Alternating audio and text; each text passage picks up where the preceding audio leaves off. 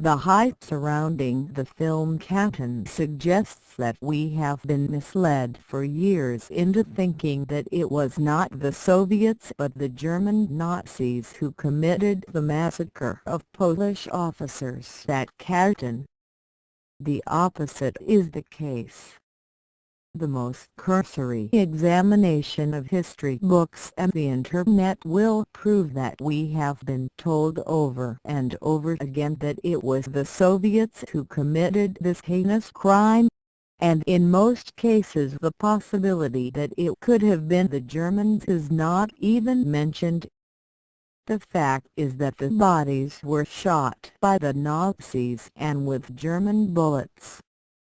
These bullets were still in the bodies when they were exhumed. Goebbels, who masterminded the campaign to put the blame on the Soviets in order to cause trouble between the Soviet Union and Poland in a vain attempt to save the German fascist empire, wrote in his diary on May 8, 1943, "Unfortunately, German ammunition has been found in the graves at Katyn. It is essential that this incident remains top secret. If it were to come to the knowledge of the enemy, the whole Katyn affair would have to be dropped."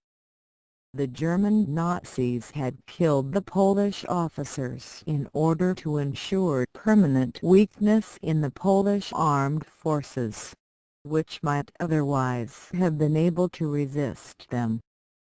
According to Nazi propaganda, the Slavs, including the Poles, were an inferior race which had to give way to the needs of the Germans for Lebensraum. The Nazi quest to expand eastwards to occupy new land and utilize the space and raw materials for Germany. All Slavs were expendable. The historical context in which these events occurred arose out of the peace treaty that followed the First World War. After this war it was necessary to allocate disputed territories between various contending parties. To define Poland's eastern frontier, recommendations made by Lord Curzon were accepted, but Poland laid claim to more territory than this, to areas largely inhabited by Belarusians and Ukrainians with very few Poles to the east of what came to be known as the Curzon Line and which had been ceded to the Soviet Union. Poland forcibly seized back this territory, and kept hold of it until 1939. The Soviet Union reoccupied it after the Nazis invaded Poland and the Polish government fled. Hundreds of Polish army officers who had resisted the Soviet advance were imprisoned at Katyn in the Ukraine, where they were given road building and other such types of work. 2 years later, on June 22, 1941, Nazi Germany attacked the Soviet Union by surprise. The Red Army was forced hurriedly to retreat and the Ukraine was taken over by the Germans. During this hurried retreat, it was unfortunately not possible to evacuate to the Soviet interior the Polish prisoners of war, and they were left behind to be taken over by the Germans, who then massacred them. The idea of blaming the massacre on the Russians did not arise until some 2 years later. This big lie was initiated by Goebbels in order to prevent Germany's opponents from uniting.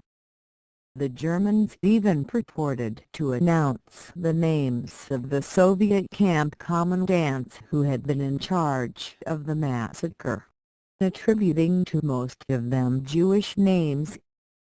All these names were fictitious. Although there was plenty of evidence that it was the Germans who committed this atrocity, including the evidence of pathologists who examined the corpses and affirmed that the date of death had to have been during the time of the German occupation. This evidence has been suppressed, while Goebbels' lies have subsequently been taken up by all-powerful anti-communist forces. From the wealthy press barons, through Polish landlords, to Gorbachev, who has since admitted that he devoted his whole life to the surreptitious dismantling of communism. All these haters of communism have joined together to put into effect the Goebbels maxim of repeating the big lie often enough, because in this way people will believe it. These lies are disseminated through school and university textbooks. But, just in case this isn't enough, now we are subjected to them in popular culture in the form of a film designed to play on emotions in order further to popularize fear and hatred of communism. It is surely no coincidence that we find ourselves at the start of what will probably be the worst recession the world has ever experienced to date. This recession is caused by the fatal and irremediable flaw in the capitalist system, namely, that to maximize profits it is necessary to reduce the incomes of the vast majority of the people in the world. Relatively impoverished as they are, they cannot purchase the vast masses of goods and services that are today produced using less and less labor power. But all capitalist wealth depends on being able to sell the products of capitalist industries. There is no shortage of people who want to buy, but a very dire shortage of people who can afford to buy. Capitalism can't never avoid its cyclical recessions because of this trap that it is helpless to do anything about. And the major recessions exact the terrible price in human terms: increased deaths from starvation, subhuman living conditions for the vast majority of humanity, more environmental degradation and, worst of all, the probability of a new world war.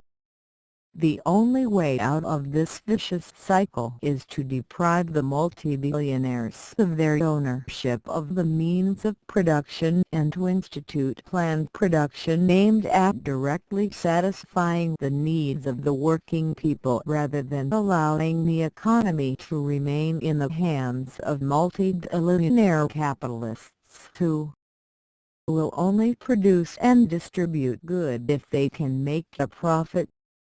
This is the socialist system that the Soviet Union established, and which the lies about the Katyn massacre seek to discredit. The severely increased misery and hardship that lies ahead for working people is bound to cause them to question the capitalist system of production and to realize that socialism is the only possible alternative. This is especially the case in the former socialist countries, where people are finding out the hard way how much better off they were under socialism. The rich, powerful and influential of the capitalist world, however, stand to lose everything if the mass of working-class people are mobilized to overthrow capitalism and establish socialism, because socialism deprives them of the wealth they have accumulated by exploiting the working class, i.e., keeping for themselves a substantial part of what is produced through the labor of the working class.